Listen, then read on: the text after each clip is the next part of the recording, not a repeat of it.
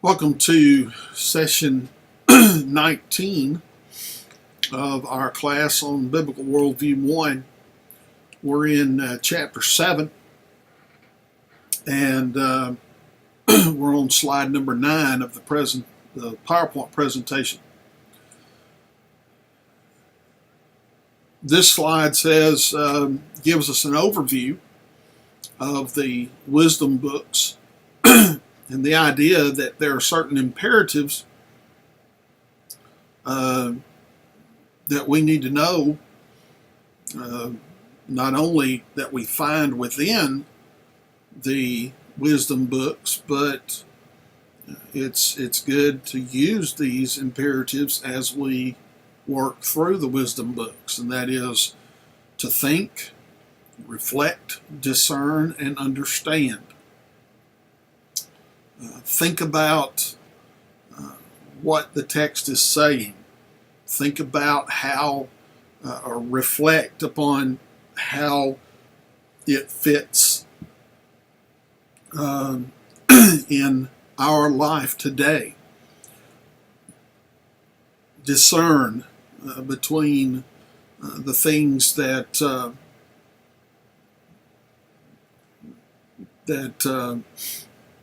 will help us to grow, and those things that will help us to, or that will not help us to grow. And then understand. And understand is all about knowledge, but it's also all about application.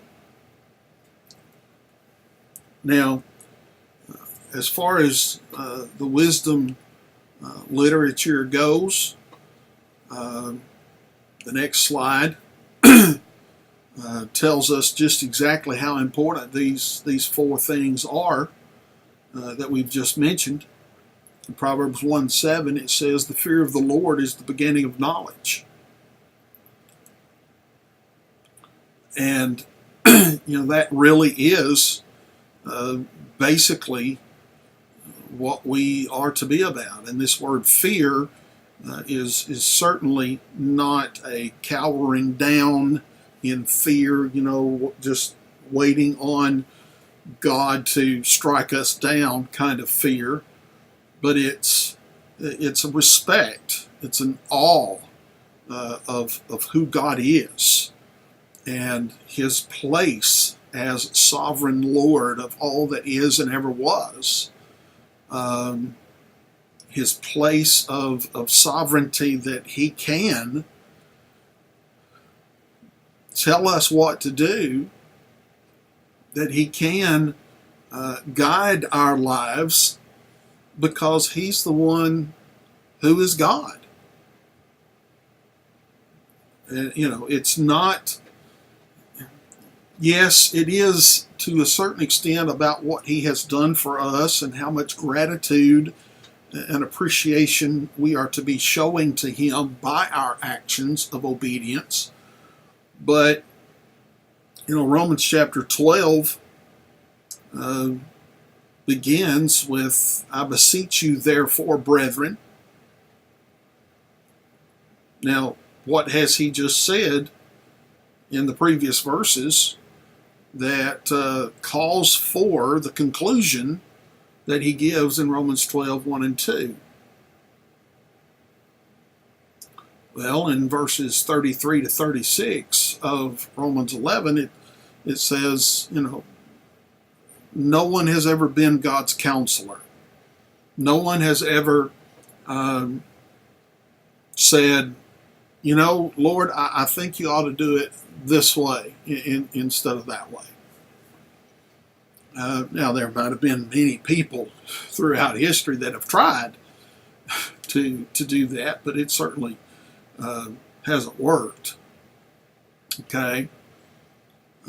No one has ever been able to give counsel to God. No one knows His mind, the way He works, except for the things that He has revealed to us in His Word as to how His mind works and what is important to Him and what His character is like and so forth. And the best description of His character is holy. pure, perfect. I mean, we could go on, but holiness is probably the word that encompasses all things. Another book that I have read in the past that has given kind of one overarching term that could be used of God and should be used of God is excellence. The attribute, the character trait of excellence. I mean, everything that he is, everything that he does is done to the point of excellence. Okay? It's the height of excellence. So, again, knowing who God is, his character, his ways of thinking. He tells us in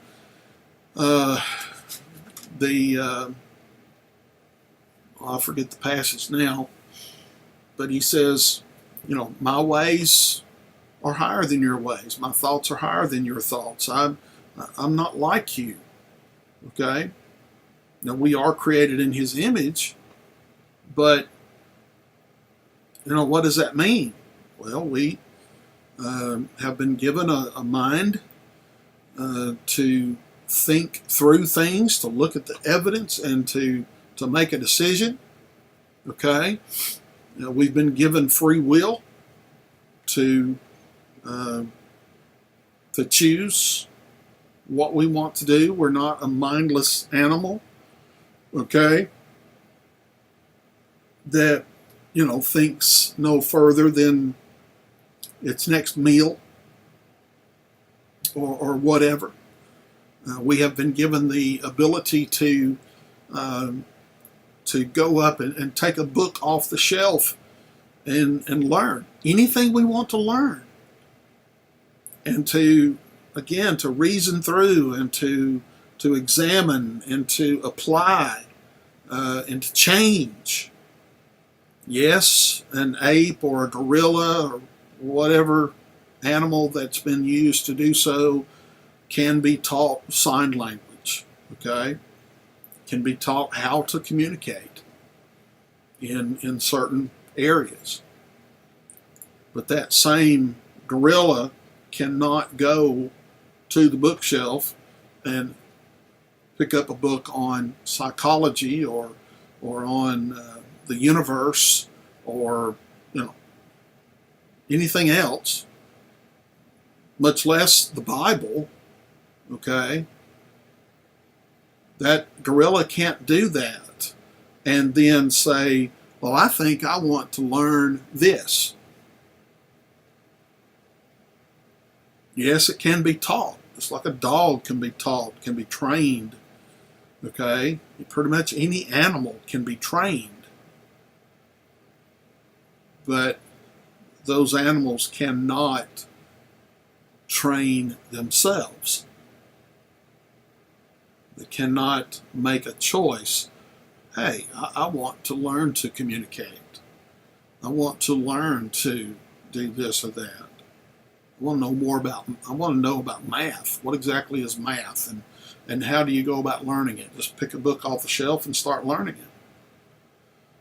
Okay? So we are made in the image of God, so we are very much like God in those areas, in those facts, but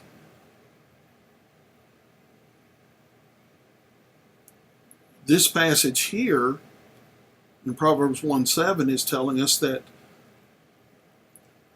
respecting God, respecting Jehovah,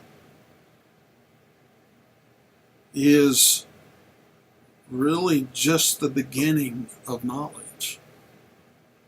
Okay? Once you have that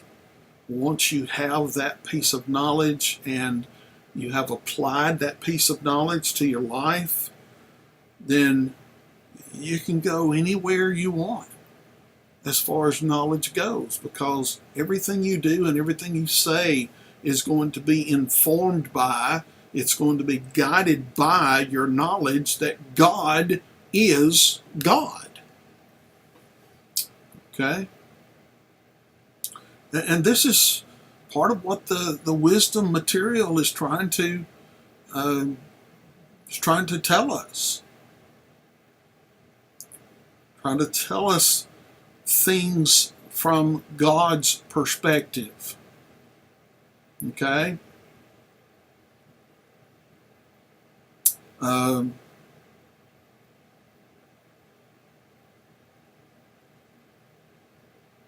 This same principle is found at the end of Ecclesiastes chapter 12, where, we'll probably talk more about Ecclesiastes here in a little bit as far as what it contains and what it does.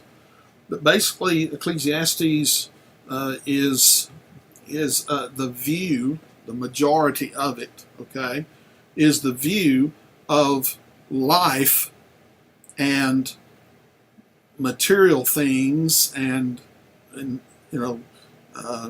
entertainment and satisfaction and so forth. Ecclesiastes tells us all of this. It discusses all of these things and more from the perspective of human wisdom. Okay, that is on a human level. You'll see the term "under the sun" always used many times. Okay, let's look for the term "under the sun." And that's what he's talking. That phrase refers to the fact that he's discussing things from the perspective of here on earth.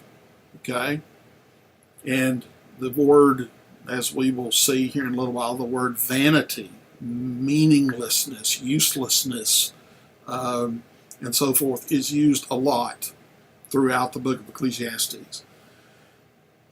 But at the end, he says, let us hear the conclusion of the whole matter. Fear God and keep His commandments, for this is the whole of man.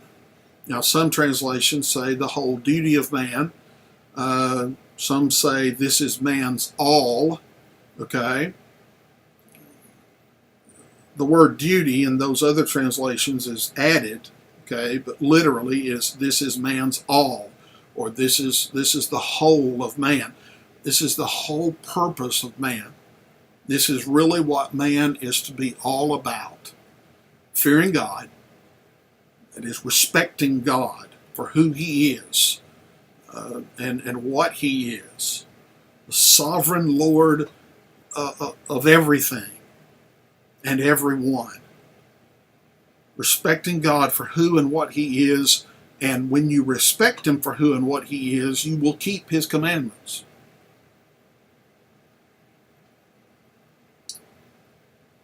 So, again, Ecclesiastes says that this is man's purpose for being. This is our purpose. People are always saying, well, I'm trying to find my purpose. I'm trying to find as some people say, my calling. Okay. If we begin with respecting God and holding Him in the highest position, as Matthew 6:33 says, seek first the kingdom of God and His righteousness, and all these things will be added to you. Okay? If we put God first and we keep His commandments as our main purpose, then anything that we choose to do, and certainly we would need to choose those that thing or those other things based on our talents, our strengths, instead of our weaknesses, and so forth. But even then, we can strengthen our weaknesses, right?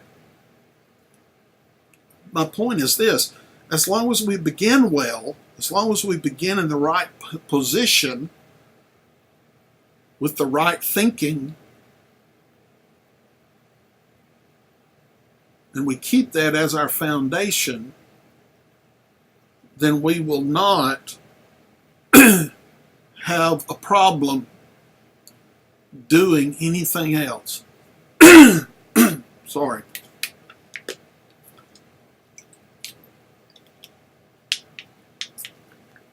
Again, that doesn't mean that we're never going to have problems. But our respect for God and our reliance on God, our faith in God, is going to get us through. Okay?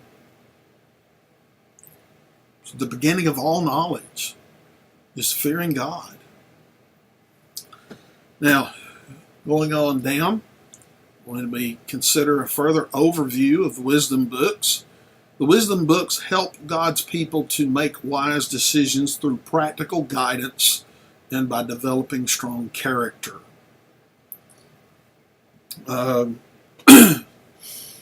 This is, when you first begin the book of Proverbs, when you first begin the book of Proverbs, you have some things stated, by a father to his son.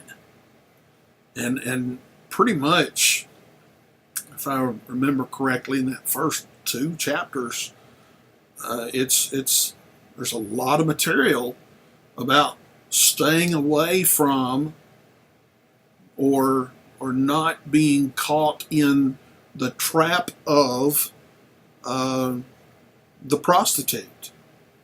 Okay?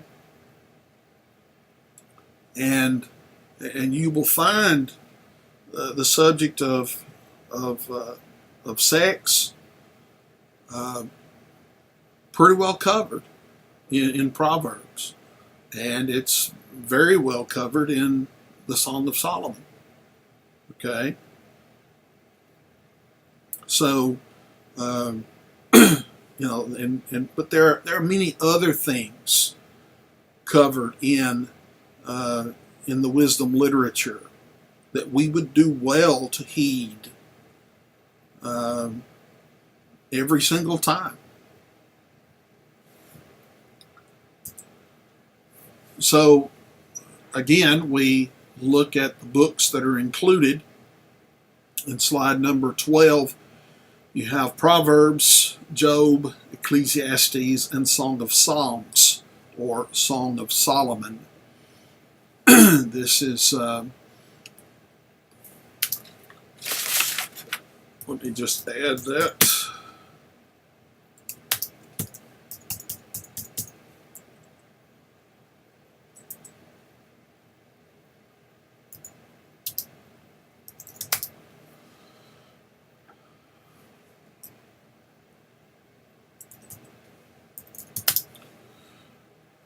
These 4 books, we're talking, the whole chapter is about poetry.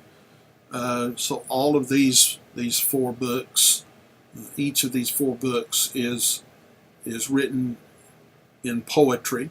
Okay, almost every single verse in each book, and but these are noted as, or called, the wisdom books. All right. Slide 13, just an overview of each of these books is what we'll go through now. Proverbs presents the norms of everyday living, things that are normally true. Okay, one of the statements in Proverbs is, "I've never seen the righteous begging bread." Well, that's normally true, but it's not always true. Okay, and that doesn't mean that every single statement in Proverbs is to be followed some of the time. Okay, we're talking about when Proverbs states something as being this way, then we should understand it that it is normally true. Okay, but if it's stating something about our conduct, about how we should conduct ourselves, then we should. I think there would be no question that we would do that every single time. Okay. Next, topics that are addressed in Proverbs is work, diligence concerning work, hard work, friends, how friends are supposed to treat each other, what they can do for each other. Child rearing is very well covered. Marriage, honesty, money. There's, the book of Proverbs says a whole lot about money and how we ought to handle our finances. You also have, like I said, sexual relationships, or I guess is the right way to put it. Maybe that would be included in marriage, but again, the author right there in the first chapter and second chapter is talking to his son about the dangers and the idea that we should never go to the prostitute, okay, for any reason.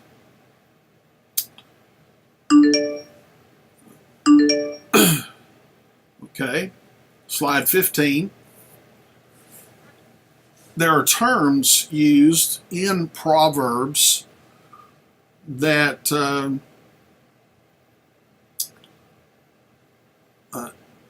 one way that it's put here is the major characters, 4 major characters that are found in Proverbs. They're not identified as specific people, but types of people. The simple or the naive is a person who's not very smart and doesn't want to be. They have faith but no discernment. So they're likely to believe anything with their misplaced faith. The fool is not smart either, but they think they are. They are too clever in their own eyes to need faith or to seek wisdom, for they know it already.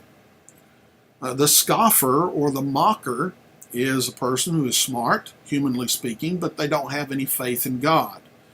Thus, their intellect does not translate into true wisdom, and they become merely clever and bitter, arrogant skeptics. And then finally, there's the wise. This person is smart and discerning, always eager to listen and learn more. Yet they also have faith in God and always integrate their learning with their faith. We would probably add to that description that the wise person is open to correction. He says he's always eager to listen and learn more, but that would include being corrected, and will accept correction when it is needed. All right. Next, in slide 16, we see 4 major units of Proverbs. We have the father's wisdom to his young son, all the way up into chapter 9. We have some pithy proverbs from 10 to 29. Proverbs of Agur or Agur, I don't know how that's supposed to be pronounced, chapter 30. And then the Proverbs of King Lemuel's mother in chapter 31. This is where you find the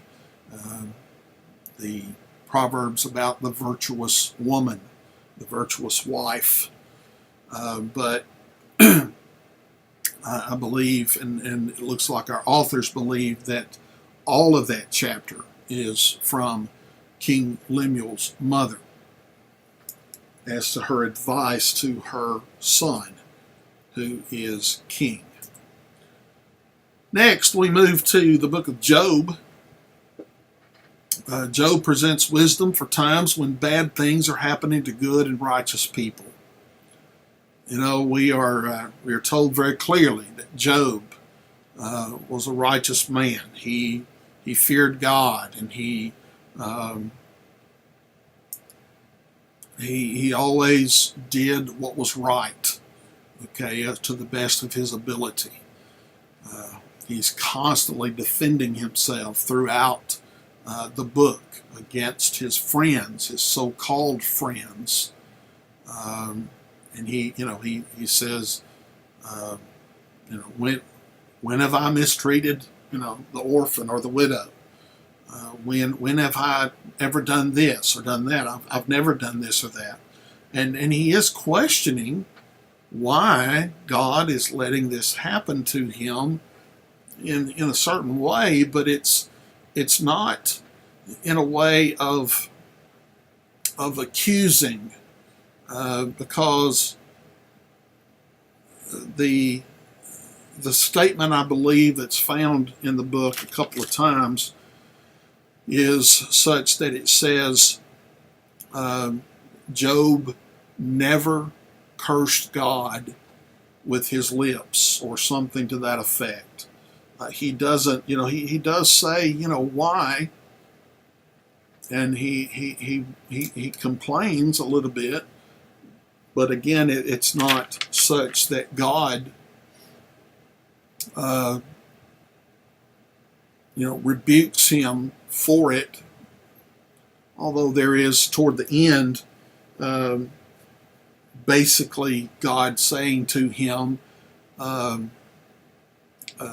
get up, put on your big boy pants, because I'm going to tell you a few things that you need to hear. Okay? Where were you when I created the universe? Can you control Leviathan and Behemoth? Can you count the stars? Can you do all these things? And the obvious answer is no. I wasn't there. I didn't have anything to do with it. You're the only one responsible for it, God. And only you can control these huge animals. Okay. So what do we do when bad things happen to us? Even when we are living a penitent, confessing, faithful life before God. How do we react? This is what the book of Job is trying to tell us. The message of Job in slide 18, is that God is sovereign and his people are not. And God knows all about the world, while his people actually know and understand little about the world.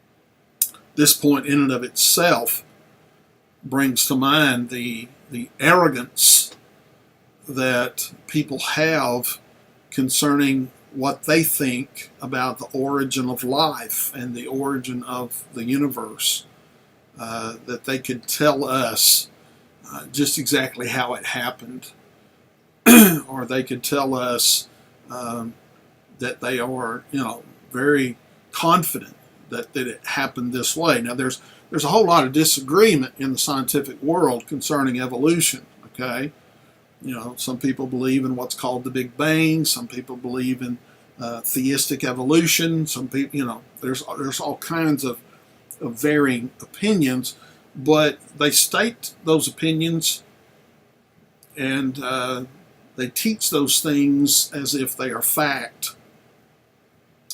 And they have such an attitude about it that if you question it, you yourself are a fool. Okay, if you question their statements, But I guess what they have forgotten is that scientifically, their teachings on evolution is scientifically defined as a theory. It has not reached and will never reach the status of scientific law. Okay? It's at the level of theory because they cannot prove it. They cannot reproduce it in a lab. We see no evidence of it in the world today, in the sense that if evolution is still going on, then why don't we see beings, things, in the process of changing now? Why don't we see that? And there's always going to be a missing link, because there is no link between man and apes or gorillas or whatever. Okay? There is no link between man and an amoeba that is out there in some swamp that lightning strikes, and lightning strikes this soup and it comes to life. Okay? I mean, science has proven. I mean, this is something that can be reproduced over and over and over every time in the lab, that life does not come from non-life. But they claim to know all about the world, and they claim to know where it came from and how it happened. And the fact is, they know and understand very, very little. But that's really supposed to be another topic for another day. Another set of messages from the book of Job in slide 19 is God is always just, but he does not always explain his justice to his people. Okay? And the fact is, he doesn't have to. He is sovereign. Next, God expects his people to trust in his character and his sovereignty when unexplained tragedy strikes. And I understand how hard it is to do that. Okay? And there are other people in this world who can explain it even better than I can. That is to say, when I say explain, I mean there are other people in this world who can tell you that it is, how hard it really is, because they've been through things that I would never dream of going through, of having to go through. I do not want to experience what they have experienced. Okay?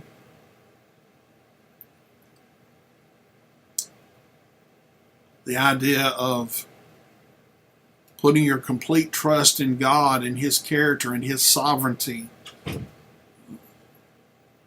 when something very, very horrible comes into your life. That is, that can be extremely hard, is what I'm trying to say. But we must do our best to do it. And that's what Job is trying to tell us.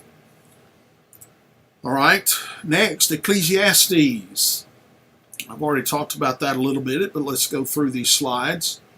Ecclesiastes is a search for meaning in life that teaches a strictly rational, wise approach to life.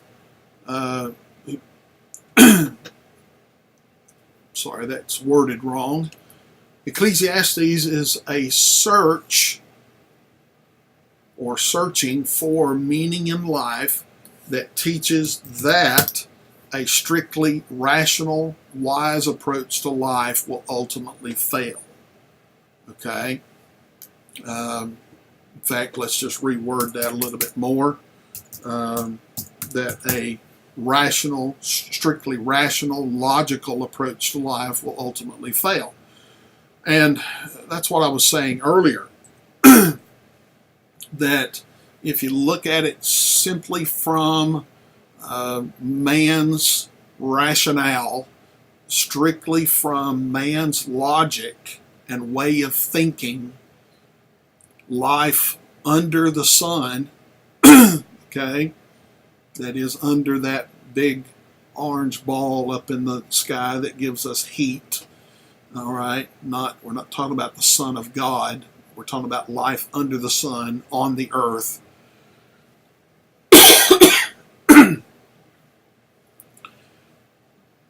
That approach to life will ultimately fail because there's no wisdom to be found in it.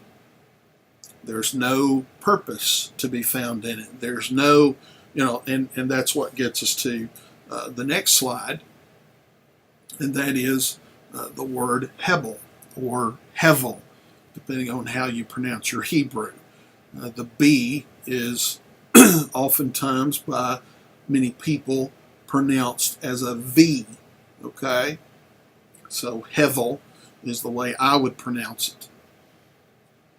But basically, in Hebrew, this word usually means breath or vapor, especially a cloud vapor, okay, that is a mist kind of thing that is there and gone.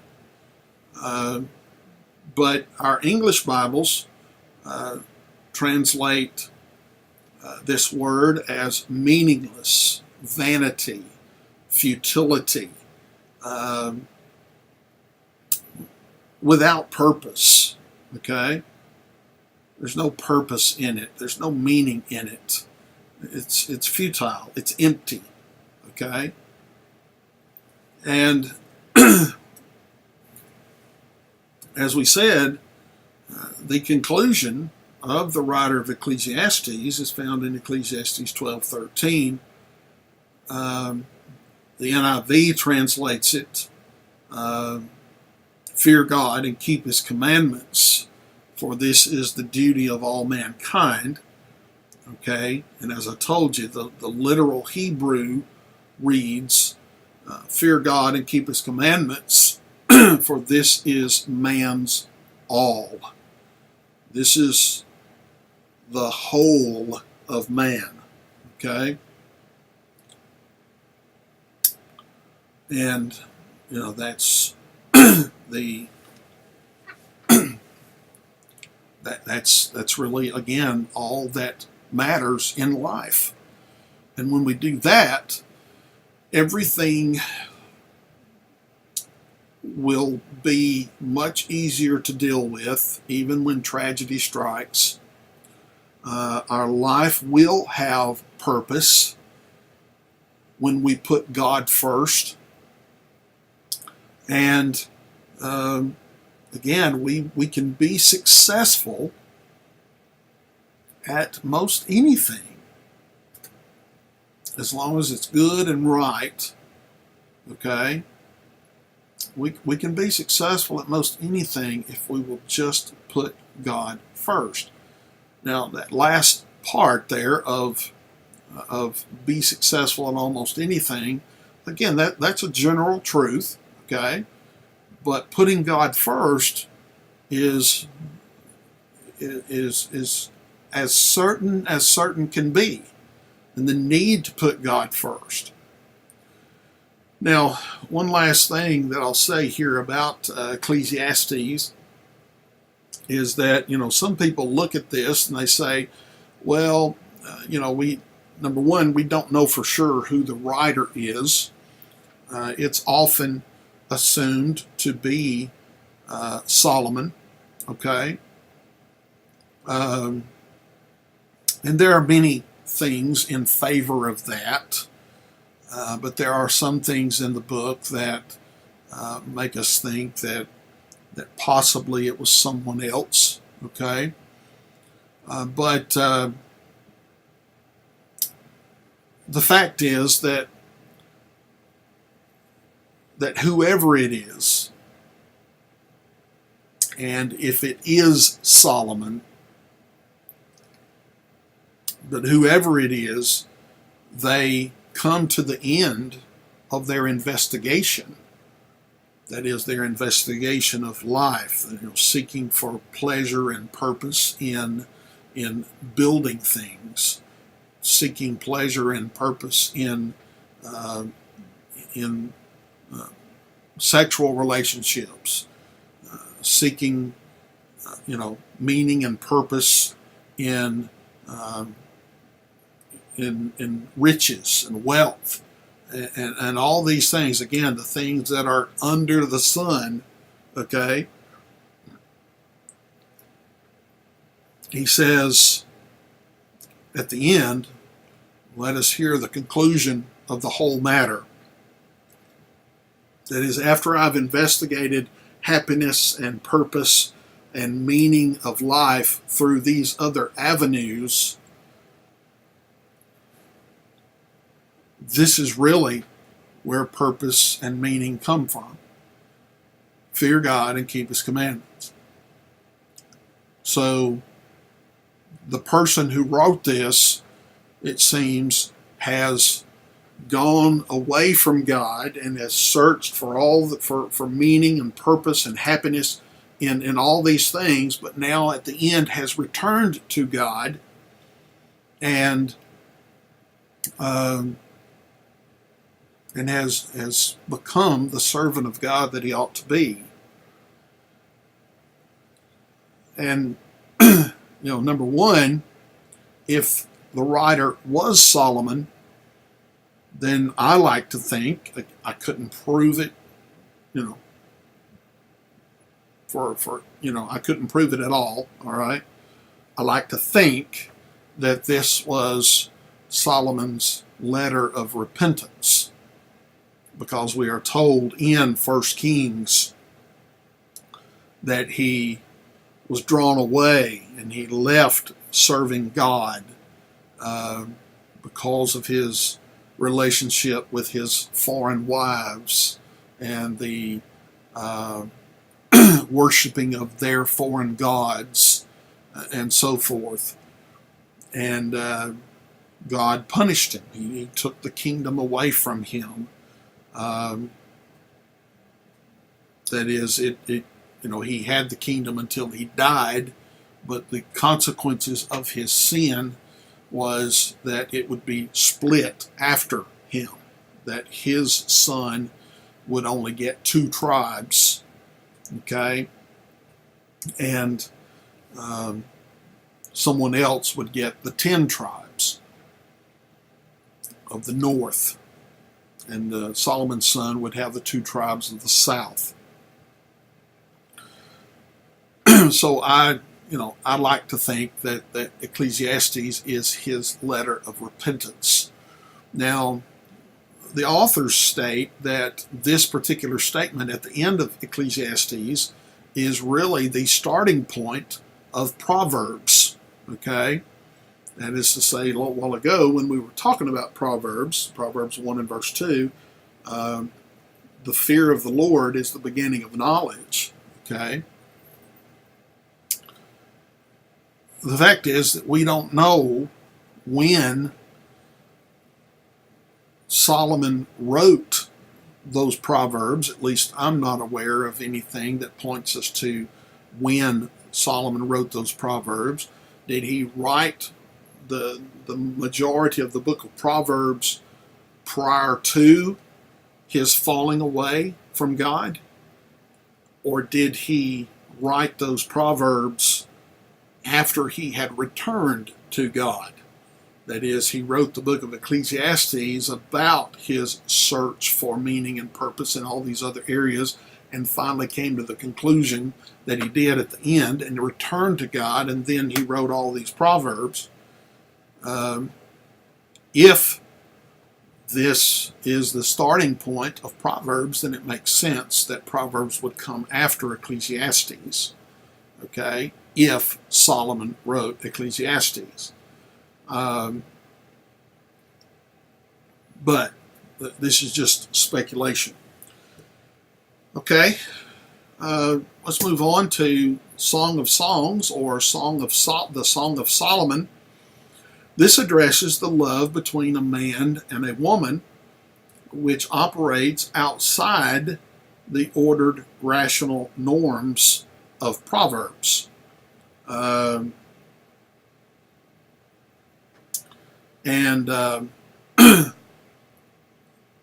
point that the authors make as we come to the last book of the wisdom collection is that all 4 books of wisdom must be taken together for a complete picture of wise, godly living.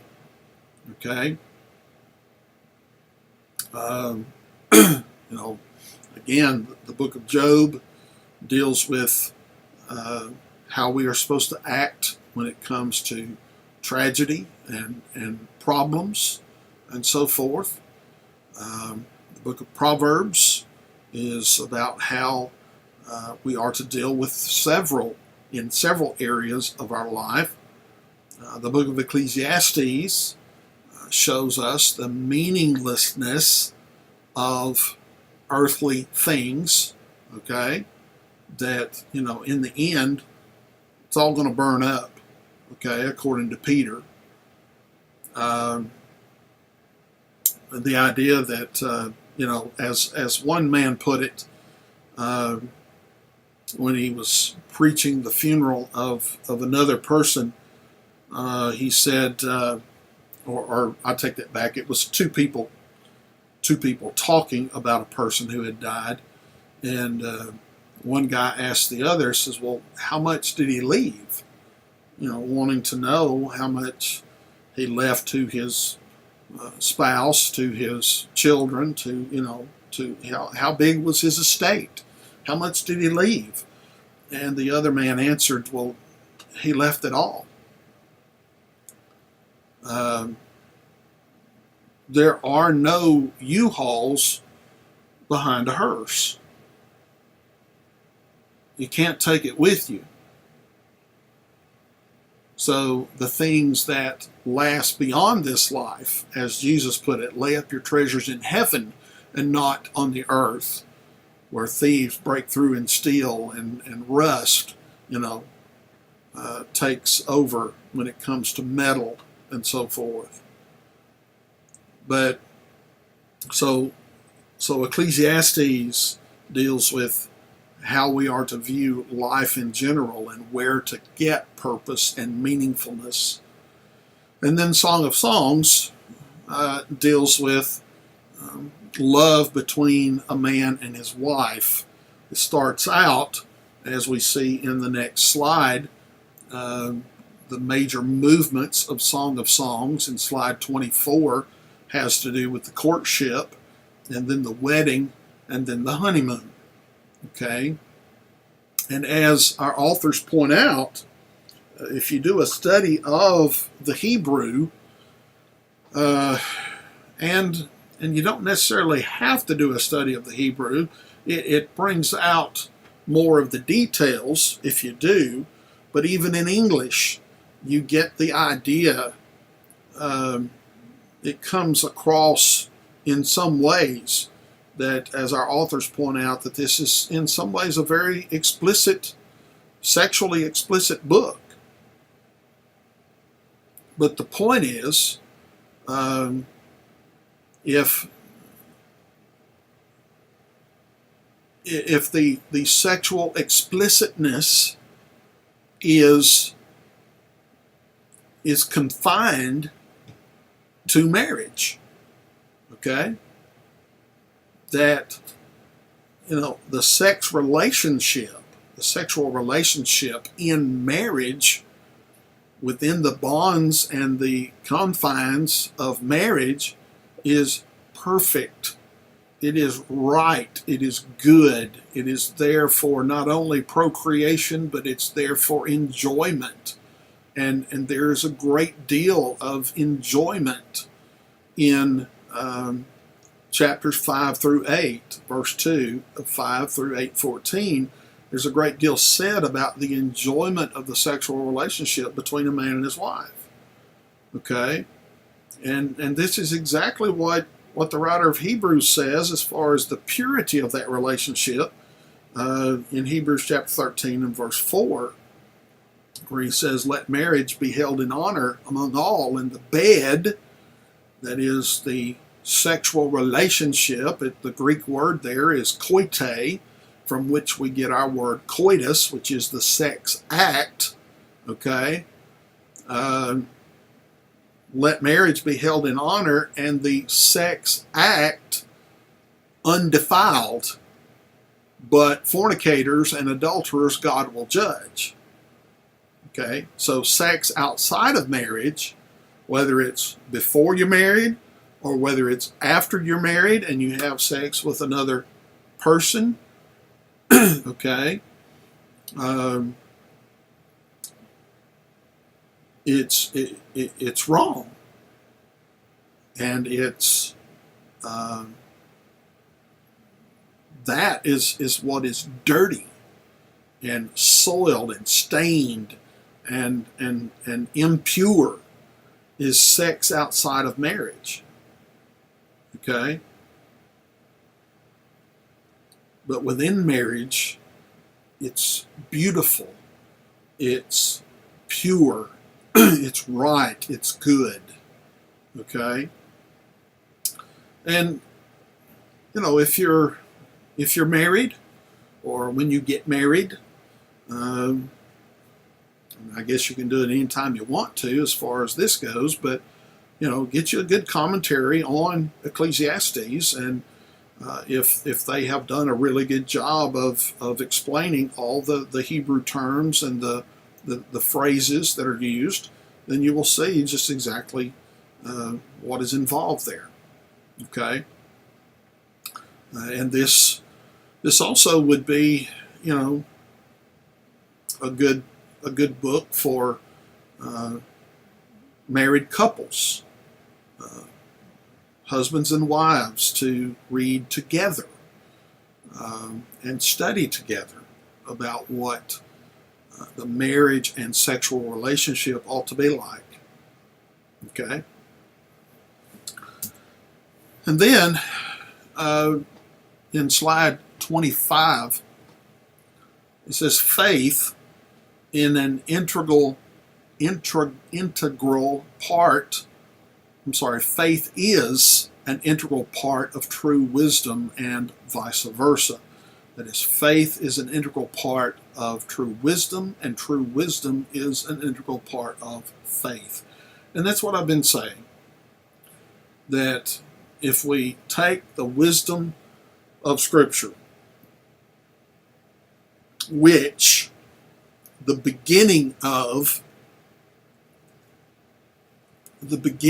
wisdom, the beginning of knowledge, is a proper fear of God, then it is very true that true wisdom and faith are intertwined. They are very much a part of each other. Okay?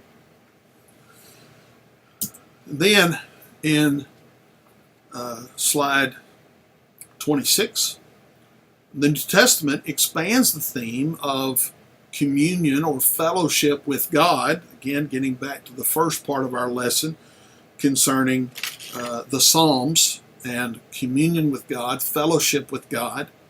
Okay? The New Testament expands the theme of fellowship with God as Christians now know Jesus as Lord, and we enjoy the indwelling of the Spirit through the Word of God.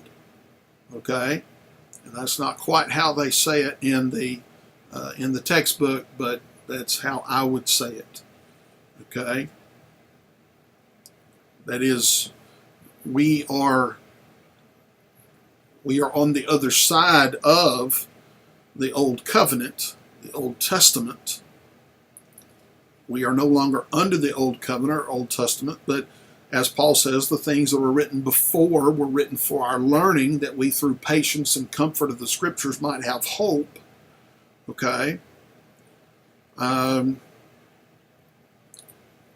the New Testament, when we think about fellowship with God, again, putting all this in context of having the first two chapters of Genesis as the perfection and creation. God created everything perfect, and then the entrance of sin. Okay, and everything from that point on, especially from chapter 12 on of Genesis, God is doing everything He can to bring mankind back into fellowship with Him.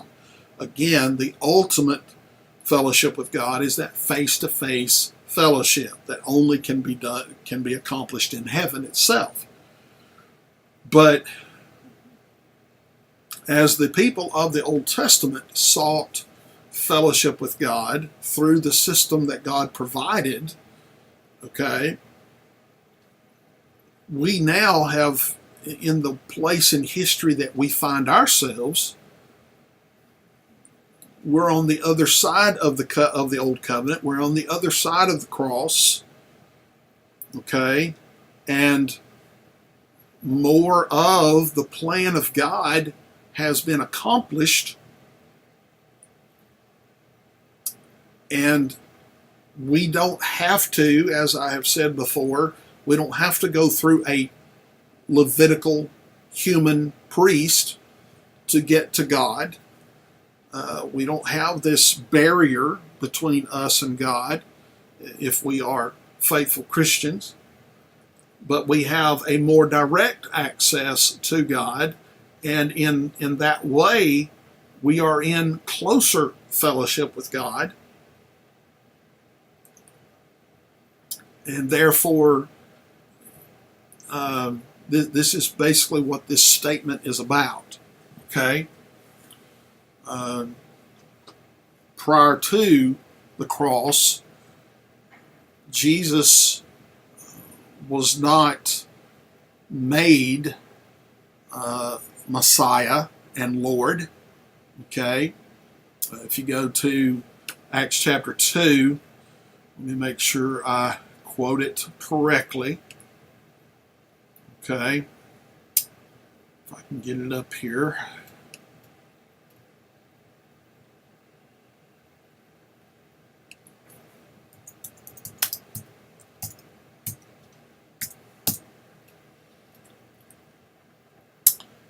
In Acts 2 and verse 36, therefore let all the house of Israel know for certain that God has made him both Lord and Christ, that is, Lord and Messiah, this Jesus whom you crucified. Okay? So actually, when you consider when Jesus was declared to be Lord and the Christ, was actually back at the initiation of his ministry, when he was baptized by John and the Holy Spirit came down from heaven and lit upon him in the form of a dove. It was at that point where God said from heaven, "This is my beloved Son, hear him." Okay? So now I'm doubting myself as to the exact wording of that one. Let's go to Matthew.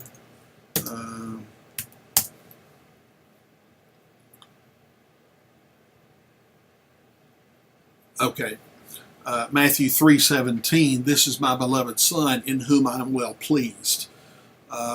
He said, "Hear him," or listen to him, at the Transfiguration in Matthew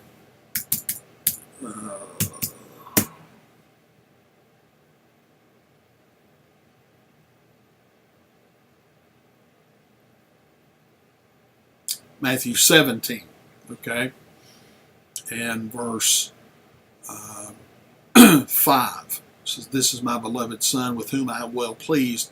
Listen to him." But my point is that where we find ourselves in history, we are in a much greater and better position than those were of the Old Testament. Now, slide 27, what to apply from the Psalms. We certainly learn about praise and worship of God from the Psalms, even though we do not use instrumental music to do it anymore, because we're under a new covenant where music is not commanded, instrumental music. We also learn from the Psalms that we can cry out to God in pain and confusion. We can lay our griefs on Him. We can let Him know about, and we can express our feelings to Him toward our enemies and so forth. As we said about the imprecatory Psalms. What to apply from Proverbs is certainly the need to seek wisdom and understanding, to be patient, encouraging, faithful, honest, and on we can go. But most importantly, understand that seeking God and knowing God and respecting God is the basis of all of this. Next, what to apply from Job in slide 29 is trust God's character when tragedy strikes. That's a pretty good summation of what is taught in Job.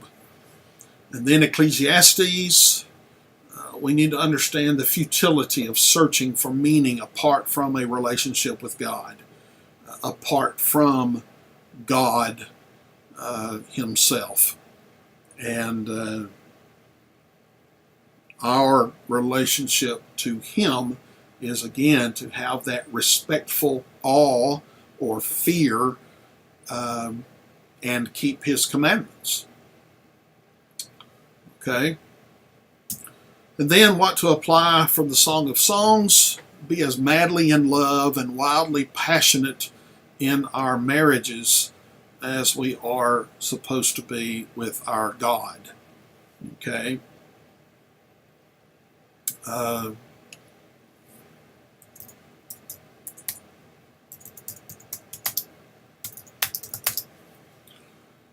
So, again, the beauty of marriage that God has placed there.